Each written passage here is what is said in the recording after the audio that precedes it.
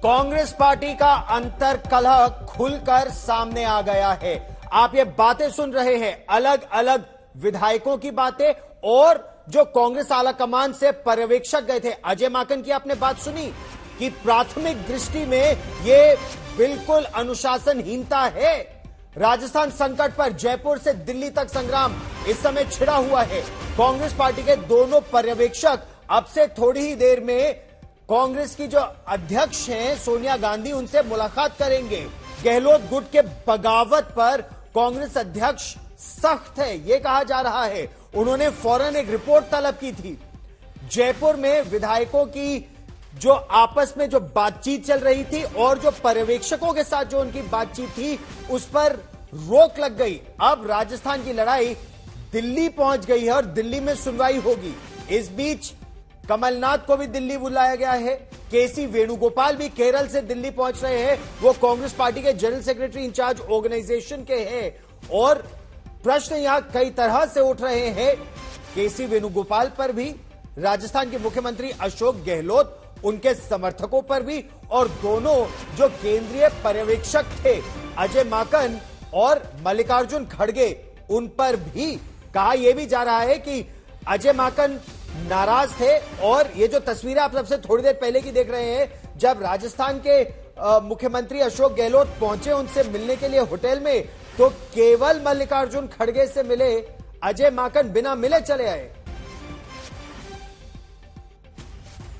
Resolution pass करना है कांग्रेस अध्यक्ष के ऊपर छोड़ने का, तो बेशक रेजोल्यूशन पास करें, लेकिन उसके अंदर फैसला उसका 19 अक्टूबर के बाद में होना चाहिए।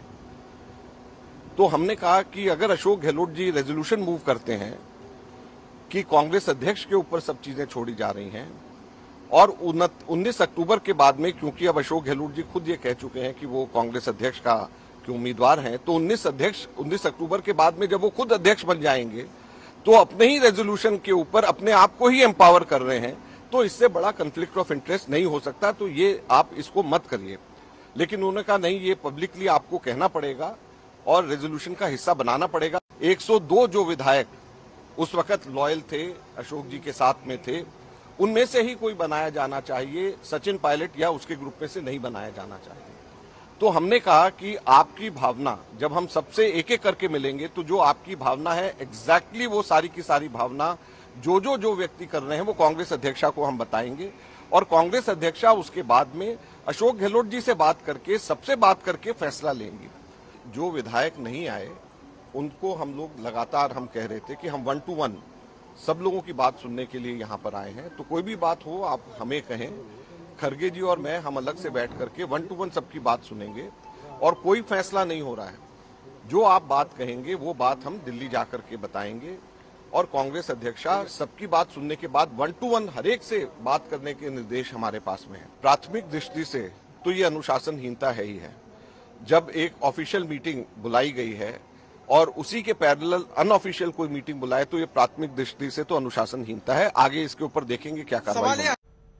ये बड़ी बात कह रहे हैं इस समय, आपने सुना अजय माकन को। प्राथमिक दृष्टि से यह अनुशासनहीनता है। जब एक औपचारिक बैठक बुलाई गई थी तो उसके बगल में ये जो अनौपचारिक बैठक हुई वो क्यों हुई, और फिर ये शर्तें क्यों रखी जा रही हैं जहां कॉन्फ्लिक्ट ऑफ इंटरेस्ट की बात आ रही है।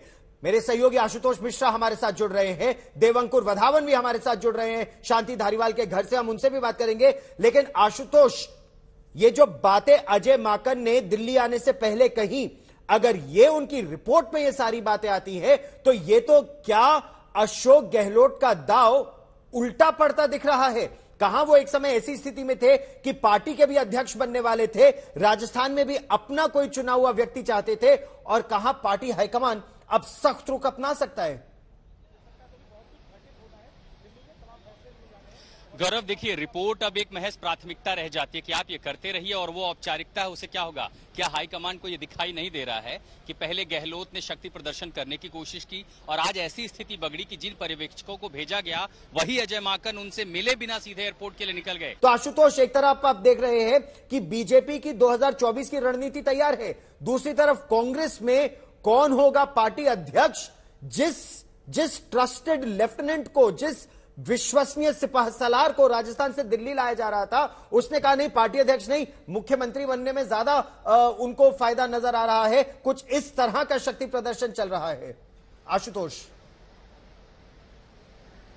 और ये मैसेज दरअसल संगठन में भी देता है और हाईकमांड को भी देता है कि हम आपको राज्य की राजनीति से निकाल के राष्ट्रीय राजनीति में ला रहे हैं, जहां चुनौतियां बहुत ज्यादा हैं कि दक्षिण से लेकर के उत्तर तक, पूरब से पश्चिम तक पार्टी को फिर से खड़ा करना है, संगठन को जान देनी है। आने वाले राज्यों में यही मध्य प्रदेश, छत्तीसगढ़, राजस्थान को फिर से अचीव करना है। इसी साल हिमाचल, गुजरात के चुनाव हैं और इसके बाद लोकसभा चुनाव की तैयारियों में एक गठबंधन की रूपरेखा तैयार करनी है। उन चुनौतियों से लगता है सीधे सीधे अशोक गहलोत दूर जाना चाहते हैं और उन्हें लगा कि दरअसल अभी जो भी 1 साल का समय बचा है, ये सबसे सुरक्षित तरीका कि आप मुख्यमंत्री बने रहे और आगे भी बने रहेंगे। हालांकि उनकी दलील भी ये है कि देखिए, सरकार बनी थी तो सचिन पायलट जो है कहीं ना कहीं जो सरकार गिराने की साजिश में शामिल थे और शायद वो जो आरोप था उसके चलते वो चाहते हैं कि किसी को भी बना दीजिए, लेकिन सचिन पायलट नहीं। तो अब एक महत्वाकांक्षा की लड़ाई, पद की लड़ाई और उसके बाद अहम की लड़ाई। लेकिन इन लड़ाई में सीधी सी बात, उन कांग्रेस नेताओं की जुबानी अगर आप गौरव समझिए, चाहे संदीप दीक्षित हो दूसरे, जो एक ही बात कह रहे हैं कि बिना आग के ये धुआं नहीं उठता।